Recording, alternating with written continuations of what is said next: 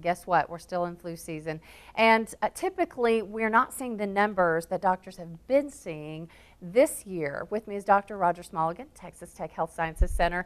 And you've got some new numbers that are really just breaking right now this afternoon. That's correct. When we look at what happened last year with the flu season, at the very peak, the worst week we had all last year, we had 600 cases of flu positive reported in our area. Wow. In 1 week.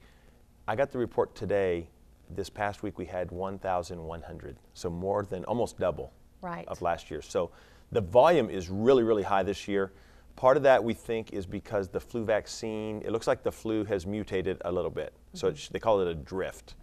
So it hasn't probably prevented the flu as much as we had hoped. The good news is that it looks like it is attenuating or making it a little less severe, the cases that we are seeing.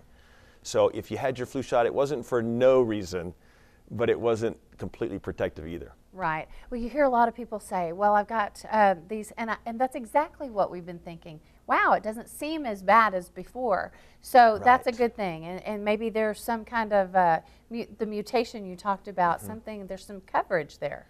Yeah, there's some cross coverage. So in other words, the antibodies that we all produced to our flu shot, it's similar enough that we're getting a little bit of protection, or maybe not protection, but maybe a head start on fighting it off so that you can recover from it more quickly. Okay. But I do want to say that during this time of year, in the midst of the outbreak, when we're having 1,200 cases in Amarillo in 1 week, if you have sudden onset of headache, fever, sore throat, and cough, the chances of you having the flu is pretty high. Those are the symptoms to look for. Right, and if you get Tamiflu within the first 24 to 48 hours, it can shorten the course of that disease. Okay, good. So just call your doctor, right? That's correct. And one more thing, if you have underlying lung disease or heart disease, even if the symptoms have been going on for a day or two, I'd probably still like you to get Tamiflu. I think you'll need it to get over it better. Okay, good information. Thank you, Dr. Smalligan. We appreciate it. pleasure. Again, check with your personal physician, your family physician, to see if maybe they need you to go in and get tested.